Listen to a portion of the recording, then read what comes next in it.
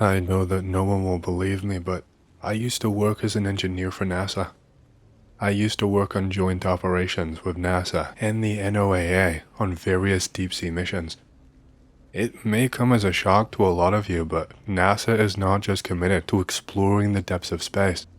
Since 1978, NASA has been running deep-sea missions in order to learn more about the Earth. Underwater depth training can also be invaluable for astronauts heading out on missions. It's a good way to train your body for unnatural climates and non-Earth-like atmospheres. I have been working as an engineer on any kind of projects that have been thrown my way. For the past several years, I have been attached to a joint deep ocean isolation program that operates under NASA funding. The idea of it is pretty simple. Just like I mentioned earlier, its official purpose is as analog testing for long-duration space missions. It's great for simulating those kinds of weird conditions. The unnatural pressure, high-intensity situations where if your equipment fails, then you can quickly die if you cannot react. Anyway, so a lot of things happened that would take too long to mention and that I probably should not mention.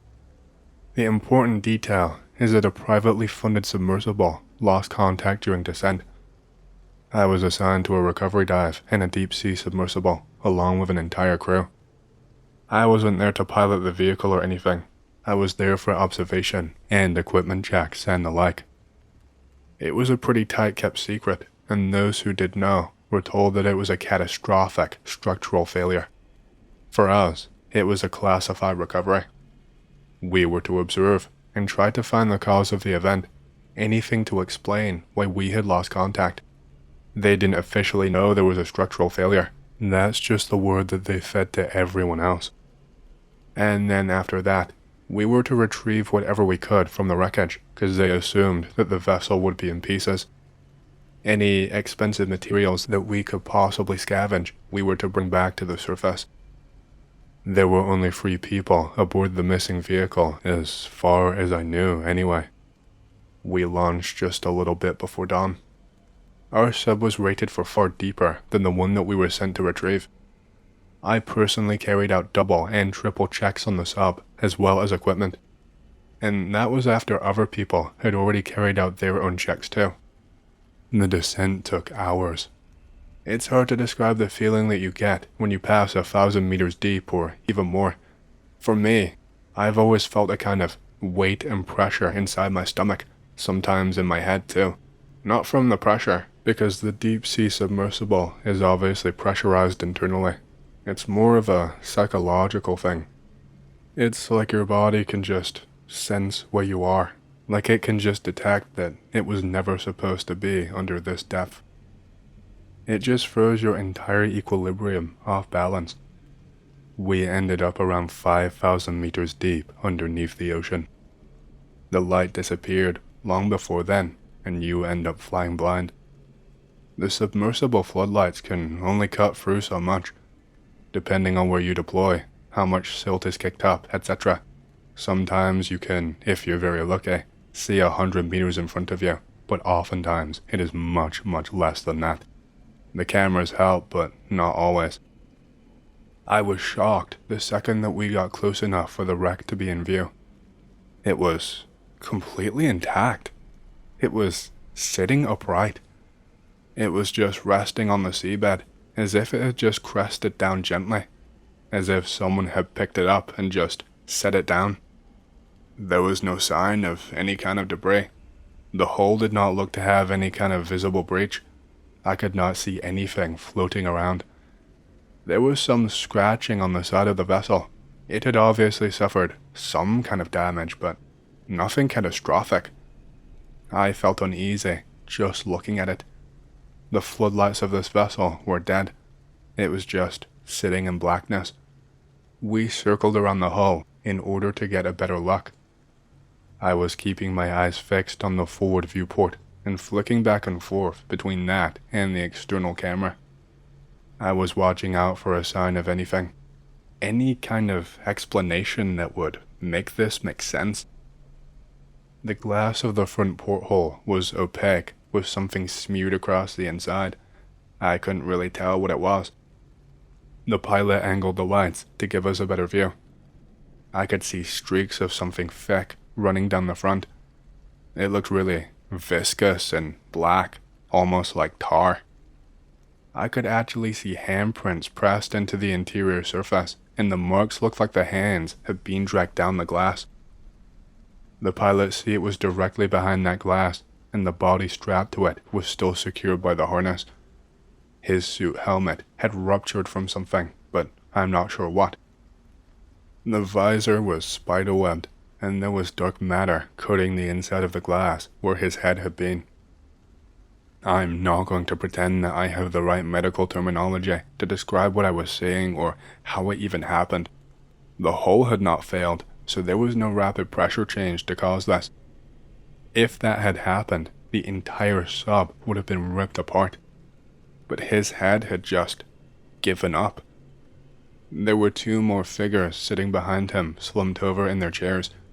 Their helmets were still completely intact. He was the only one that this had happened to. If I was not underwater and in a suit, I would have vomited, but I had to control myself to hold it in. Just staring at his face, the skull was cracked and had a visible split going along the suture line. He was just cracked open like an egg. I'm sorry for the way I'm describing it. It's just a hard thing to contend with and think about and accurately describe without making it sound, I don't know, too morbid. The people behind him, their helmets were fogged up and had something inside them too that I could not fully make out. Their arms they were messed up. One of them looked like it was torn into a right angle shape at high speed, and it just stayed there. Something violent. Some kind of violent jerking movement or pressure is the only thing that could explain this. We could not see any cause of death for them. But in all of my years, I had nothing to explain how or where this pressure came from. We actually ran a structural scan and could find no fault. There were no breaches or fractures from what we could tell. The hatch was sealed, and there was no obvious entry point. The only way that anything at all could get inside that vessel without killing everyone instantly is probably the manipulator arm. I'm not sure exactly what they were doing down there, but it's used for retrieving things, biological samples usually. It brings things through the sample lock chamber, then transfers them inside during the depressurization cycle. But it's not designed to pick up anything massive. We sat there for a while, basically having no idea what was going on. We were communicating with the surface using sonar transmissions and basically just asking them what they wanted us to do.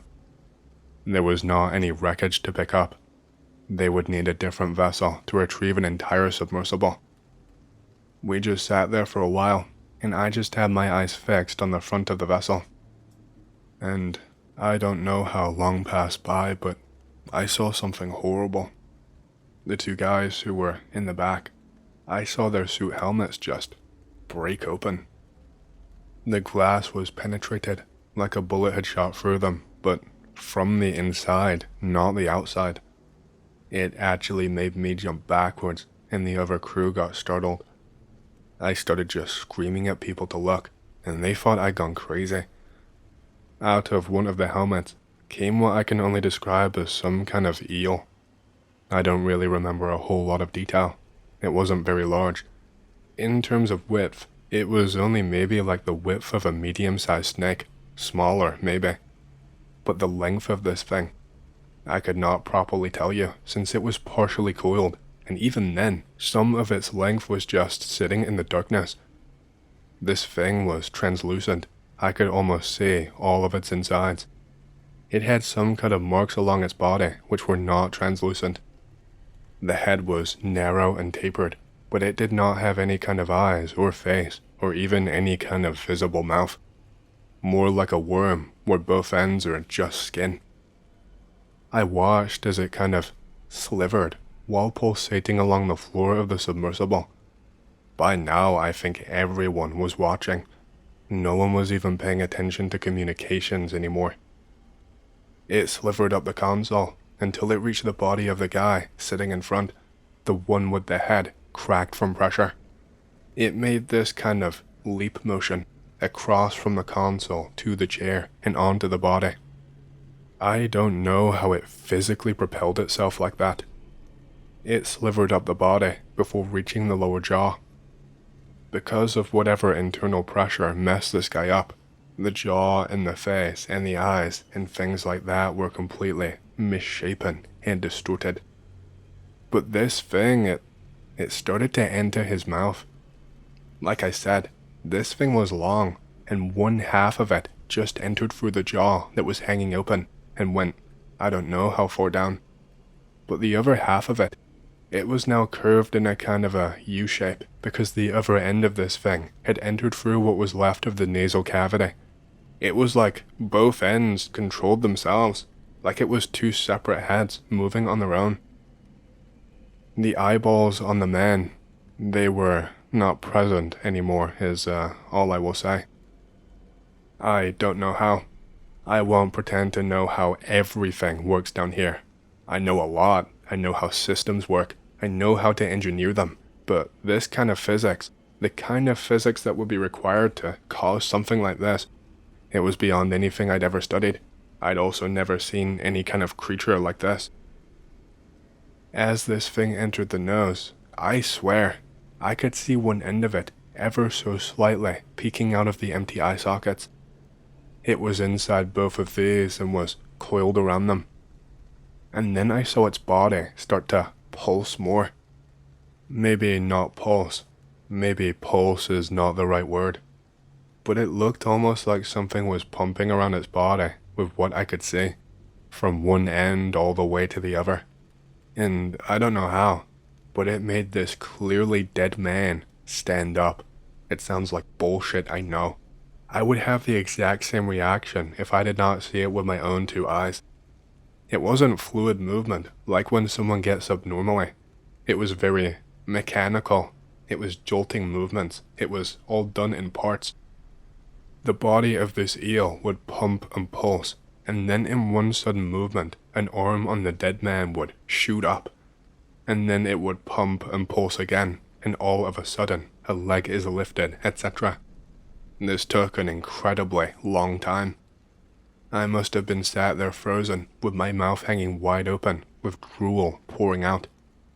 I think someone was back on the comms, trying to explain that we had found something. I think he was requesting permission to ascend. So, after I don't know how many minutes of watching this, the body of this dead man was standing completely upright. His dead face was facing us, but he had this eel thing coiled inside and around both eye sockets. Still though, it gave me the creeps. It really did feel like a dead man looking directly at me. And after standing upright, the eel proceeded to make him pound on the glass. That glass, it's impossible to break, at least by human hands, so no one was worried. But for a minute or so, it made him stand there, pounding on the glass with both arms, like he was pleading for help. After this, I watched the thing very slowly uncoil and retreat from inside this man, and once it exited the nose, he just collapsed to the ground in a bundle, and the thing slivered off. After that, we had permission to ascend, and believe me, we wasted no time. Most of us were completely speechless. We did not even know what to say. After hours of ascending and waiting at ascension stops, and we could finally exit the vehicle, I felt so relieved. My head was pounding, and I still had a spike of adrenaline rushing through my body. What we saw, I think it was partially mentioned over comms, but we were asked to sit down individually to explain and give proper testimony. I think they were considering locking us up into a psych ward, were it not for every single one of us describing the exact same scene independent of each other. Still though, they did not believe us exactly. They believed that we saw bodies and the intact vessel. They believed that we did see some kind of weird, never-before-seen eel, but they were convinced that all of the other details in between were something just made up by our brains, something to distract from the horrible sight in front of us. I was given a couple of weeks to rest. They desperately wanted that sub back, and they scheduled another mission in order to retrieve it/salvage it. This would involve another DSV and ROVs, and would be significantly more costly and time-consuming. Thankfully, it was never something that I was a part of, so I don't know what happened, but I never heard anything strange. I continued to work for NASA for another few years on various projects, but that is the only time I ever saw something as horrible as that. I just wish that I could get an explanation for what I saw. Hey, hope you've enjoyed the story so far. If you want to hear more, make sure to subscribe, like the video, and leave a comment because it lets YouTube know you like the content and helps more people to see these videos. My next big goal for the channel is 100,000 subscribers, and as a celebration, I will be doing a Q&A video once we hit that goal. Thank you, and back to the stories. This all happened to me a few years ago. Every year for the last 3 years, some friends and I would go fishing at the sea. We would go in the end of the year, right when everyone had time off for the holidays. One of our father's friends had a fishing boat. He had worked on an oil prospector company and got that boat as part of a settlement. He had an accident that ended up taking one of his legs and wrecking his back. Every year, he would go with us. We would stay around 5 days, fishing for mostly tunas and sometimes groupers. Groupers were very hard to catch, but the big prize was catching a marlin. In 3 years of fishing, I had only ever seen a blue marlin once, and it was a mid-size one. Fishing for squids was also a thing, but we would only do it when we were near the coast. Occasionally, we would get some dolphin fishes. Every time around 5 people would go. Raymond, who was the owner of the boat, and John's father. John, who would work at the Coast Guard, and 2 other friends called Jake and Ben. The 5 of us would go, and following Raymond's leadership and John's navigation skills. So, we would go back, filled to the brim with fish. As John was acquainted with most of the Coast Guard, they would let us bring a grouper or 2, which would be illegal otherwise. This particular year, however, Raymond was sick. His back was hurting a lot, and he wisely decided not to risk going on a trip like that. So the trip was practically cancelled that year. I was surprised when John called me, saying his dad allowed us to get the boat and go only the 4 of us. John kind of knew the good fishing spots, so we were safe on that part.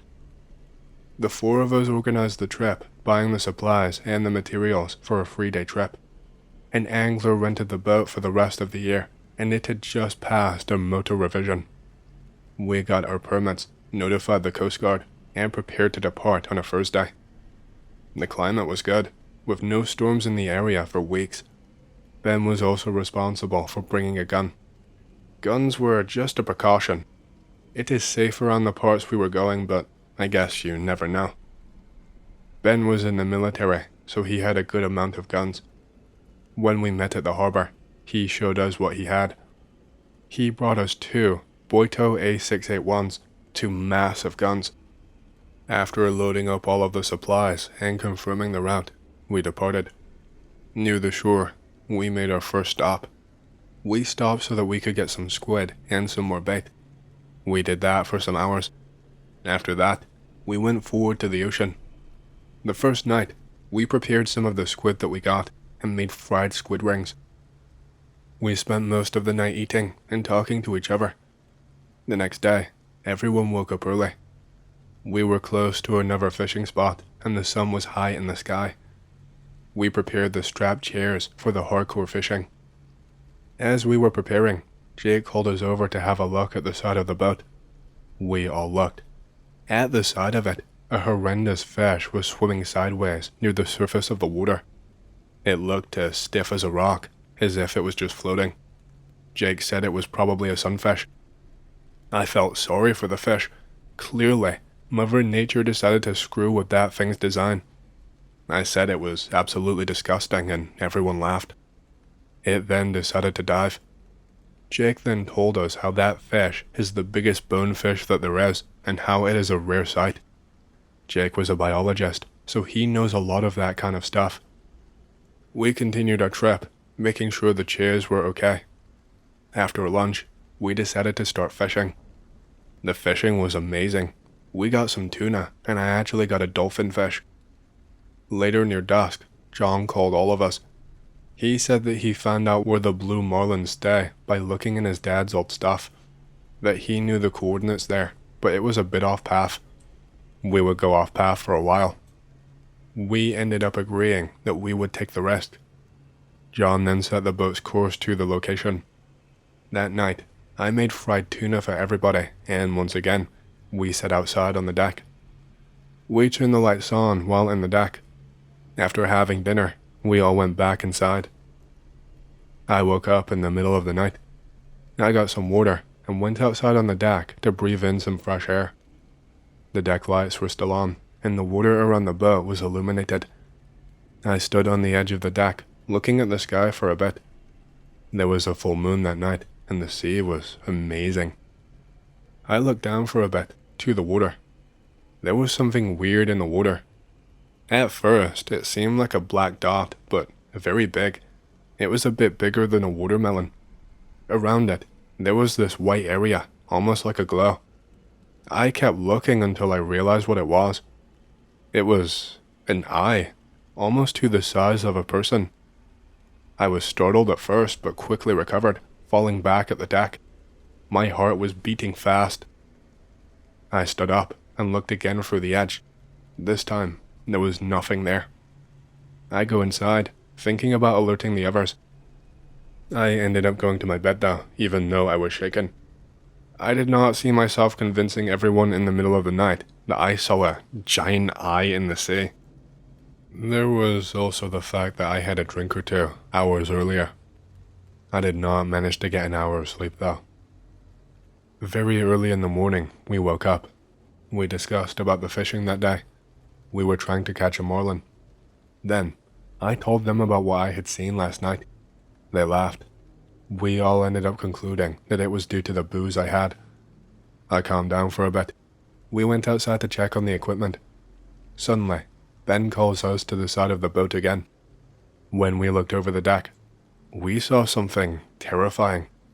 Floating in the water, there was a dead sunfish. Not only dead, it was all wrecked, like it was chewed up by something giant and then spit off. It passed by us, and we went back to checking the equipment. Now, there was an eerie feeling in the air. We began the fishing right before lunch. The fishing was good. We got some tunas and some more dolphin fish. In the afternoon, the fish just stopped coming. As we were fishing, we started hearing a weird noise. We all stopped and turned off all the sound to see if we could identify where it came from. It came from underneath the boat, as if something was scraping the hull of the boat. Oh crap. Suddenly, the noise stops. Now we were scared. Ben asked John about going back to the main route. We all agreed to it, and John went to the control cabin to set the course, as it was almost dark already, and it would take us some time to get back on the route. We decided to have dinner at the deck again, to see if we could cheer up the mood. As we were having dinner, we could feel the sea breeze from the boat's movement. We were all eating and drinking. The mood was getting better by the minute. I was the first one to realize that something was wrong. It started with a small feeling that there was something wrong. I started questioning myself, what could it possibly be?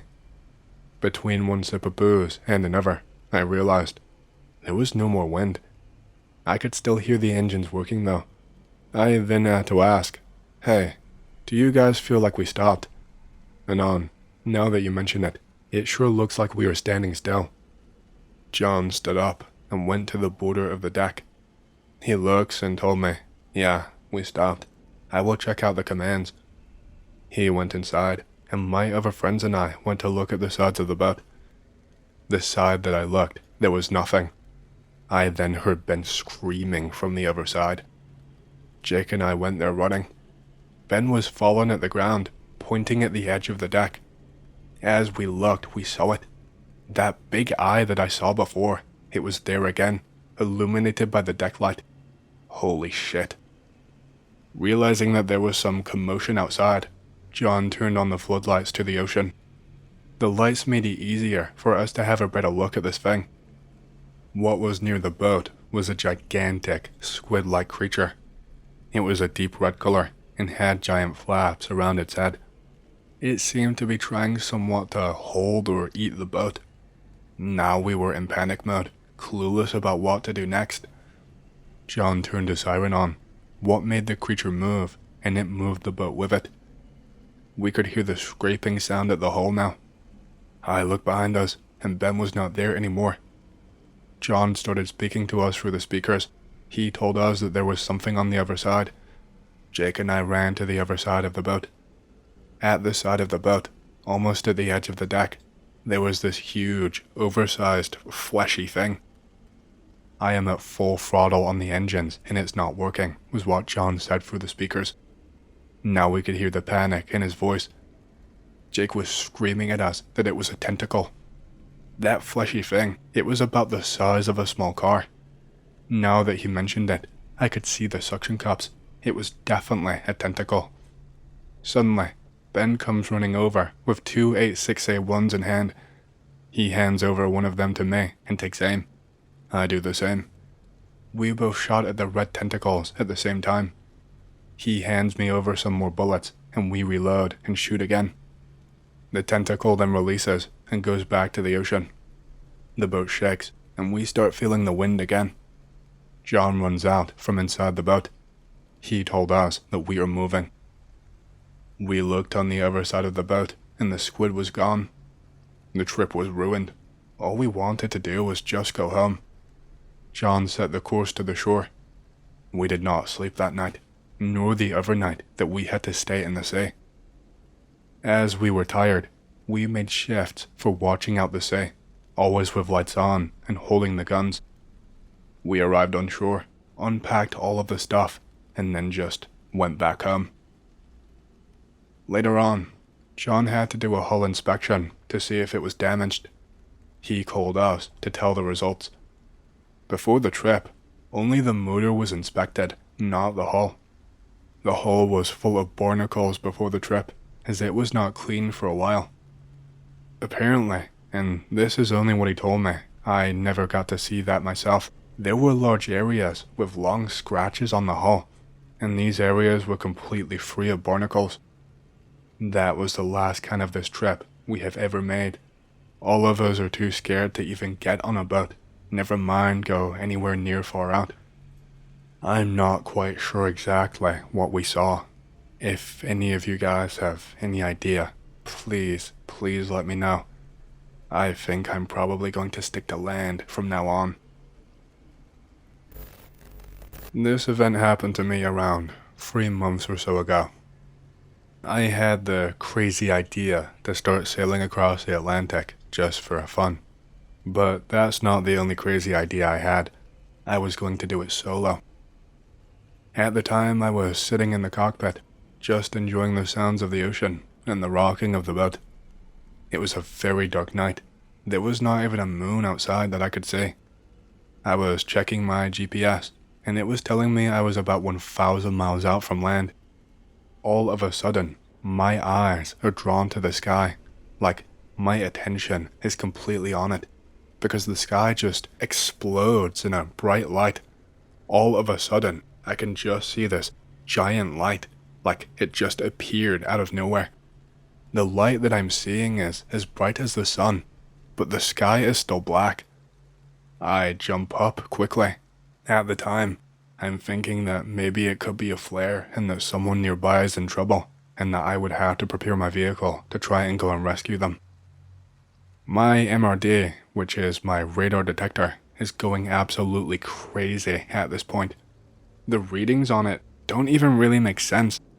It's giving me multiple readings in a 360-degree circle around me, like the entire circle is filled with readings. I get on the radio asking if anyone nearby needs help, if anyone needs to be rescued, or if I need to try and contact someone. But I get no response. I keep trying and trying, but still no response. I look over in the direction of the light and start to head that way. Once I move my vessel a little bit closer, I start asking on the radio again, but still I get no response.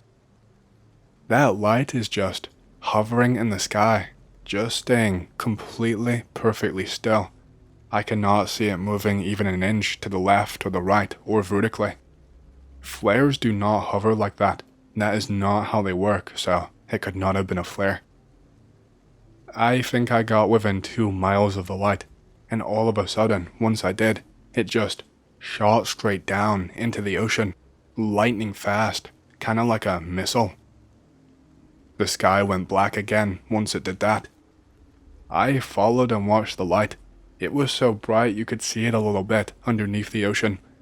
I could see the light dropping deeper and deeper into the water, and the further it got away, the more my MRD stopped buzzing.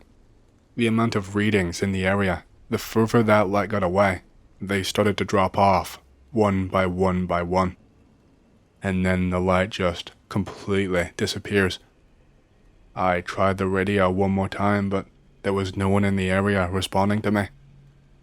I did not get any response on the radio for 14 days. I did get another reading on the MRD, but I never saw anything with my own 2 eyes. Probably a container ship. I tried to get them on the radio, but they never responded. I was starting to think that my radio was broken, but it worked when the Portuguese Navy asked my intentions when I entered their waters.